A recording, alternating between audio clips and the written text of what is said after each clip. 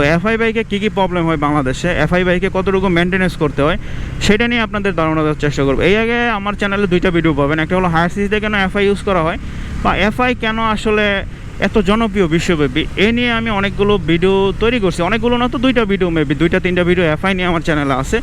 আর এটাই হয়তো last video. এটা একজনে চাইছে যে ভাই আসলে এফআই কি আসলে বেশি যত্ন করতে হয়।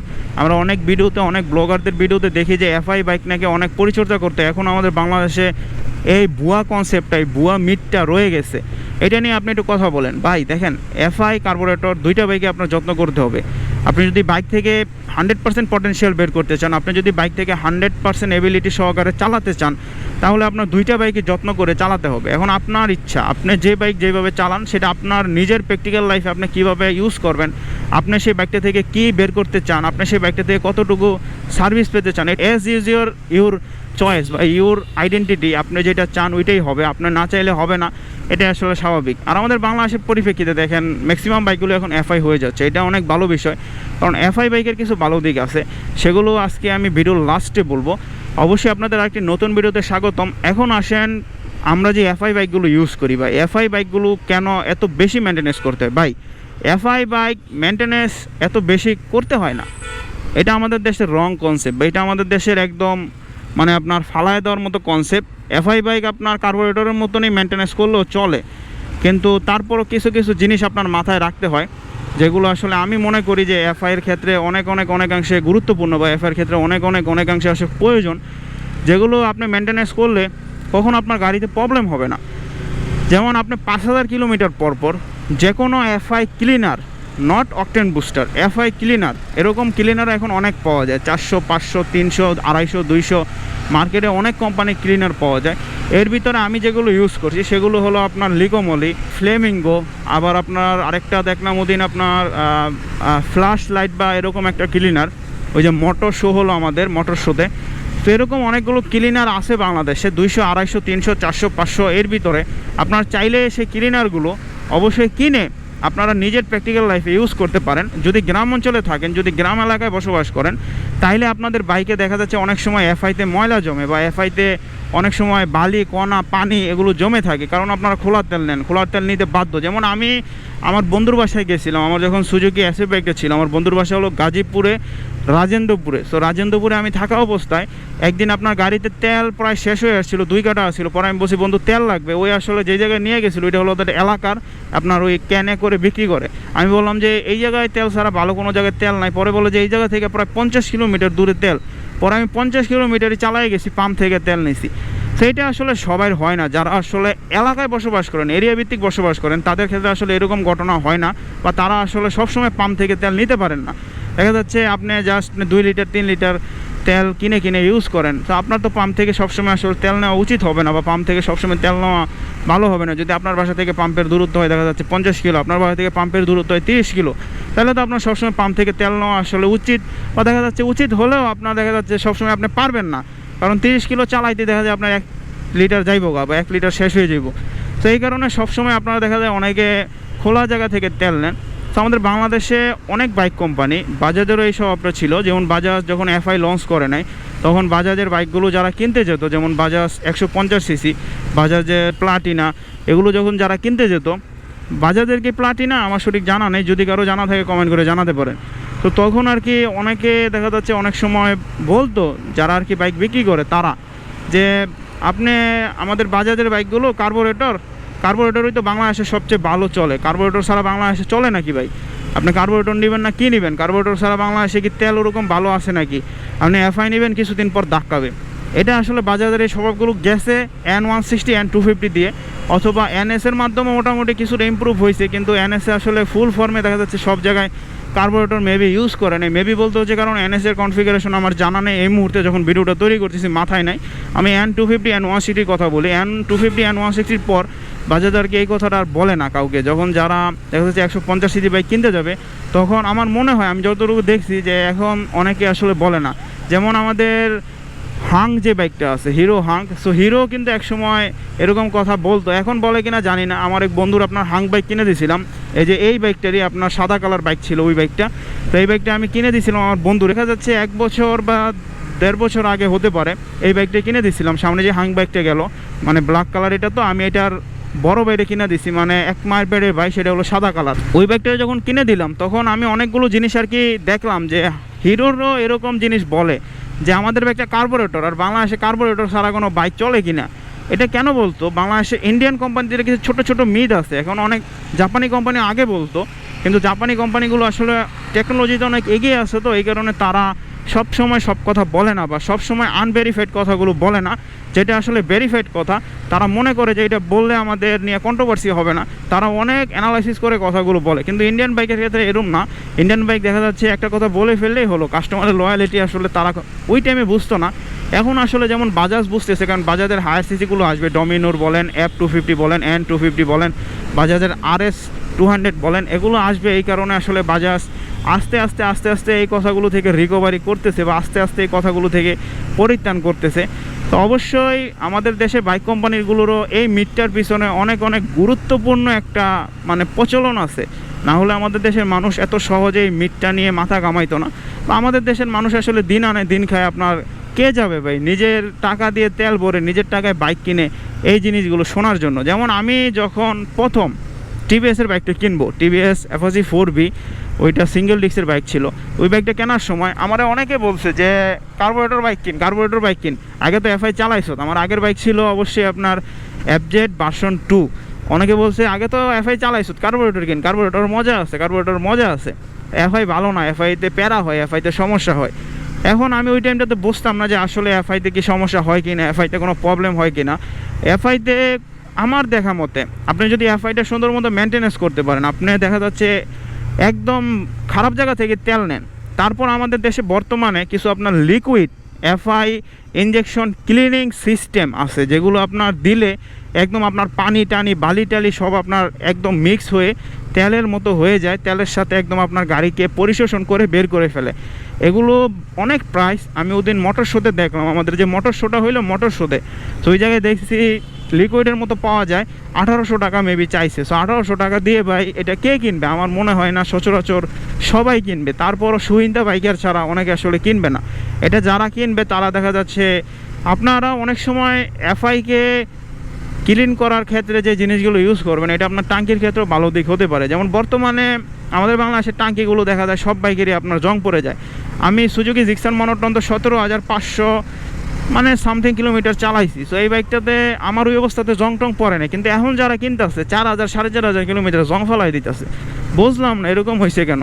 আমার বাইকটা বেশি দিন চলেনি অবশ্য, আমার বাইকটা 17 মাস চালাইছিলাম। তো 17 মাসের পরিপ্রেক্ষিতে 17 মাস মেবি 18 মাস এরকম হতে পারে। 17 মাসের চালানো অভিজ্ঞতা থেকে আমি এতটুকু বলতে পারি, আমার বাইকটাতে কখনো কোনো জং সমস্যা ছিল না, বা আমার বাইকটাতে কখনো কোনো জং যে পড়ে এরকম রিলেটেড কোনো প্রবলেম আমি ভুগি নাই, বা এরকম রিলেটেড প্রবলেম যে হয় আমি সেটা তখন জানতাম না। কারণ আমার সুজুকি মনোটনও এরকম হয় নাই, আর সুজুকি এসএফে এরকম হয় নাই। কিন্তু এসএফে আমি টাঙ্কি নিয়ে বহুত প্যারা খাইছি, আমার ভিডিও আছে চ্যানেলে, সেগুলো দেখেন, দেখলে অনেকাংশে বুঝতে পারবেন।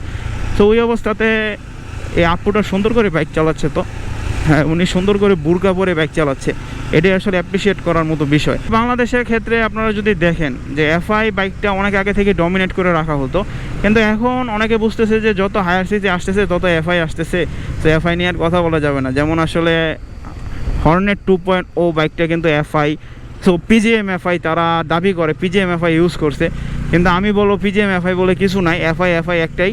আমার এই ভিডিওতে আমি বিস্তারিত আলোচনা করছিলাম যে পিজিএম এফআই এগুলোকে আছে বা আদৌ কোনো প্রবলেম আছে কি না।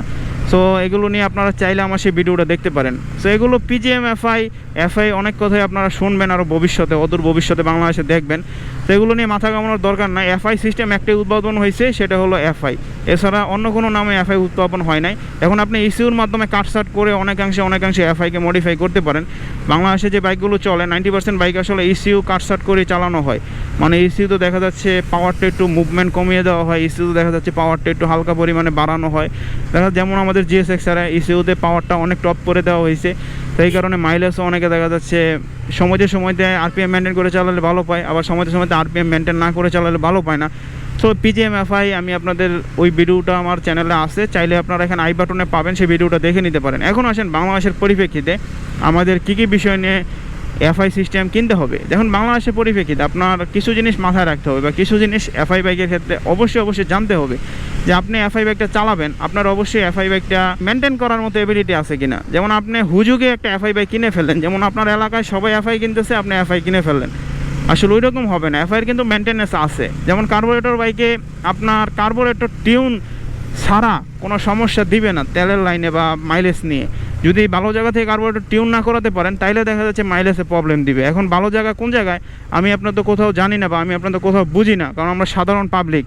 আমরা তো যেটা সচরাচর কাজ হয় ওইটা থেকেই কাজ করাই বা ওই জায়গায় আমরা মনে করি ভালো জায়গা। আসলে ভালো জায়গা আপনি যে একটা সার্ভিস সেন্টারে প্রতিদিন কাজ করান সেটা যদি ভালো হয় আপনি অবশ্যই বুঝতে পারবেন, যেহেতু আপনি বাইক রাইড করেন। আমি এতটুকু জানি বা আমি এতটুকু বুঝি, আপনারা যদি এফআইটা মেনটেন করতে পারেন, দেখা যাচ্ছে আপনি একবার মফস্বল এলাকায় হন, তাইলে আপনার ক্ষেত্রে একটু প্যারা হবে। কারণ বাংলাদেশে ঢাকা শহরের অনেক এলাকায় বা এফআই ক্লিনার নাই। যেমন আমি যে গ্যারেজটাতে কাজ করাই, আমি সেই গ্যারেজটাতে আমার এফজেড ভার্সন 2 থেকে কাজ করাইতেছি, মানে অলমোস্ট 7-8 বছর হয়ে গেছে আমার বাইকই তাদের কাছ থেকে কাজ করাচ্ছি। তারা এই যে দেখেন আমাদের দেশের সরকারি কর্মকর্তা এপিবিএনের লোক, উনি আসতেছে রং সাইডে। এটা হলো আমাদের দেশের আসলে মেন সমস্যা। যারা আইন মানায় তারাই আসলে আইন ঠিকমতো পালন করে না। ভাই তুমি এদিকে রং সাইডে করতেছো কে? এটাই আমাদের দেশের প্রবলেম বা আমাদের দেশের মেন অসুবিধা। যারা আইন আসলে তৈরি করে তারাই আইন ঠিকমতো মানে না। যাই হোক, আমি এফআই নিয়ে কথা বলি। তো মফস্বল এলাকায় যদি আপনি থাকেন তাহলে আপনার কথা আমি বলতে পারি না। যেমন আমি যে জায়গা থেকে কাজ করাই, আমার কাজের যে জায়গাটা ওই জায়গা থেকে আমি আজ থেকে কাজ করাই না, আমি অনেক অনেক আগে থেকে কাজ করাই। মনে হয় বৃষ্টি আসবে, আকাশের অবস্থা বেশি ভালো না। তো তখন আমি তাদের থেকে যখন কাজ করাচ্ছি তারা আমাকে প্রতিনিয়তই খালি বলে যে ভাই আমরা একটু এফআইডে ক্লিন করে দিই, এফআইডে ক্লিন করে দিই। কিন্তু আমি ওদের বলি দেখ তোদের তো এফআই ক্লিনের মেশিনই নেই। কিন্তু আমারে বলা ছাড়াও তারা অনেকে আসলে দেখা যাচ্ছে আপনার মাস্টার সার্ভিস করে। তো মাস্টার সার্ভিস যখন করে তখন আমার মনে খটকা আসে যে মাস্টার সার্ভিসটা কি করলো, আসলে এফআই ক্লিন ছাড়া মাস্টার সার্ভিসটা কেমনে হইলো। বা মাস্টার সার্ভিস আমাদের দেশে যারা নেয় তারা আসলে বোঝে না যে আসলে এফআই ক্লিন করতে হবে কিনা। এখন মাস্টার সার্ভিসে কিন্তু আপনার মাস্ট এফআই ক্লিন দরকার, বা আপনার মাস্ট এফআই ক্লিন ছাড়া আসলে মাস্টার সার্ভিস হবে না, বা মাস্টার সার্ভিস এফআই ক্লিন ছাড়া প্রযোজ্য হবে না। অবশ্যই আপনারা যখন এফআই ক্লিন মাস্টার সার্ভিস দিবেন তখন অবশ্যই আমার মনে হয় এফআই ক্লিন করা দরকার। কারণ এফআই ক্লিনটা মাস্টার সার্ভিসের সময় করে নিলে আর কোনো প্যারা থাকে না। যেমন আপনারা যেই জায়গা থেকে মাস্টার সার্ভিস দেন না কেন, এফআই ক্লিনের কিন্তু একটা মেশিন আছে, লাল কালারের একটা মেশিন। ওই মেশিনের মাধ্যমে এফআই যে ফুয়েল ইনজেকশন সিস্টেম ওইটা আসলে ক্লিন করা হয়। ওই ইনজেকশন সিস্টেমটা আপনার বিভিন্ন প্রেশারাইজের মাধ্যমে অনেকাংশে প্রেশার দিয়ে ক্লিন করে। এটা বিভিন্ন মেডিসিনও কিছু মনে প্রয়োগ করা হয়, আমি জানি না অত একটা। তো আমি যখন আমার বাইকে জীবনে প্রথম একবারই মাস্টার সার্ভিস নিয়েছিলাম ভাই, আমি মাস্টার সার্ভিসে বিশ্বাসী না। আমার যে সমস্যাটা হচ্ছে আমি বাইকে সেটা অ্যানালাইসিস করে তারপর আমি আসলে সেই প্রবলেমটা সলভিং করি। যেমন আমার এই বাইকটা এখন চলছে 5000 কিলোমিটার। আমার এই বাইকটা যখন আমি মাস্টার সার্ভিস দিব তখন আসলে হতে পারে মাস্টার সার্ভিস দেওয়া লাগতে পারে, কারণ এই বাইকটা আমার 2 বছরে মনে হয় অলমোস্ট 40,000 বা 30,000 কিলোমিটার হয়ে যাবে যদি আমি রেগুলার যেভাবে রানিং করছি এভাবে রানিং করি। আর যদি আমার হালকা পরিমাণে রানিংয়ে ব্যাঘাত ঘটে তাহলে দেখা যাচ্ছে আরও কিলোমিটার কমও হতে পারে। এটা আসলে চালানোর উপর কিলোমিটার সম্পূর্ণ নির্ভর করবে। এখন আপনারা এফআই বাইকগুলোতে অবশ্যই কিন্তু চেষ্টা করবেন ভালো জায়গা থেকে সার্ভিস করানোর জন্য। দেখা যাচ্ছে এরকম জায়গা থেকে সার্ভিস করালেন যেই জায়গায় আপনার ইসিউ পরীক্ষা করার যে ট্যাকোমিটারটা বা ইসিউ পরীক্ষা করার যে যন্ত্রটা সেটা নাই।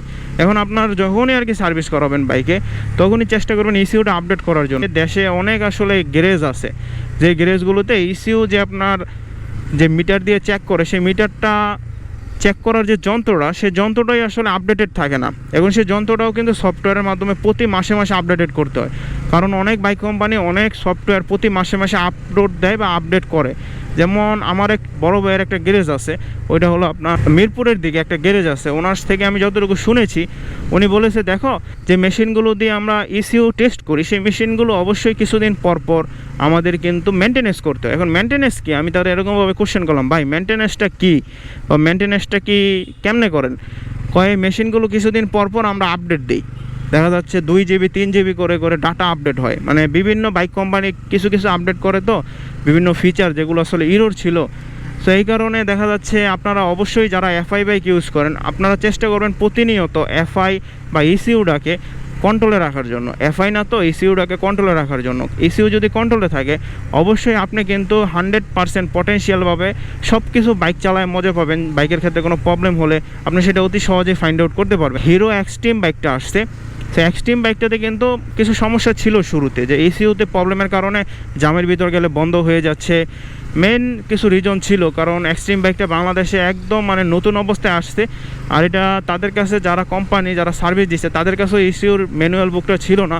এটা আস্তে আস্তে এখন মনে রিকভারি করে ফেলেছে বা রিকভারি হওয়ার পথে, আমি যতটুকু জানি।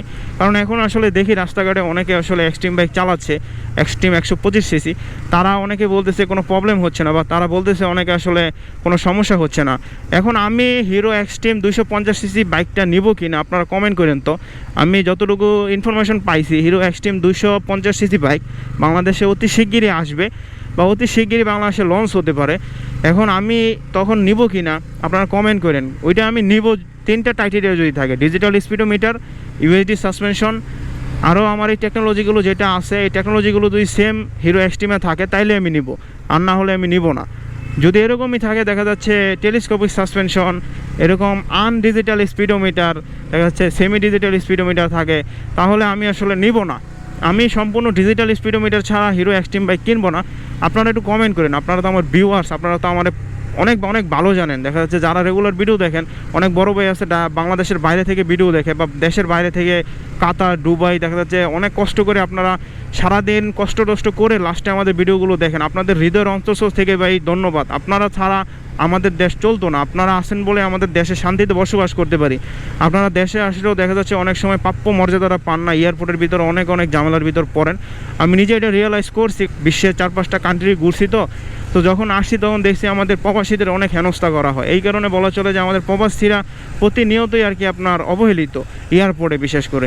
তো এটা আমাদের গভর্নমেন্ট, বর্তমান যে গভর্নমেন্ট, তারা অনেক নজর দিয়েছিল। ভবিষ্যতে যারা আসবে আমি আশা করি তারা অনেক নজর দিবে। তো অবশ্যই চ্যানেলটা সাবস্ক্রাইব করবেন, কমেন্ট করে জানাবেন ভিডিওটার কী করে ডেভেলপ করা যায়, একটি করে লাইক দিয়ে দিবেন। এফআই নিয়ে আরও কিছু জানার থাকলে কমেন্ট করেন। যেমন এই ভাই কমেন্ট করছে যে ভাই আসলে এফআই কি বেশি পরিচর্যা করতে হয়? ভাই এফআইটা বেশি পরিচর্যা করতে হয় না। আপনি যতটুকু পরিচর্যা কার্বোরেটর করেন সেম পরিচর্যা এফআই করলেও চলে, যদি আপনি ভালো জায়গা থেকে তেল নেন। আর যদি আপনি একদম কুখাদ্য জায়গা থেকে তেল নেন তাহলে এফআইয়ের ক্ষেত্রে কিছু প্রবলেম দেখা দেয়। যদি আপনার ওরকম এবিলিটি না হয়, ভালো কোনো অয়েল আপনি না পান প্রতিনিয়ত, তাইলে আপনি এফআই কিনেন না, আমার ইচ্ছে থাকবে। তো অবশ্যই আশা করি বুঝতে পারছেন। চ্যানেলটা সাবস্ক্রাইব করেন, কমেন্ট করে জানান ভিডিওটা কী করে ডেভেলপ করা যায়, একটি করে লাইক দিয়ে দেন।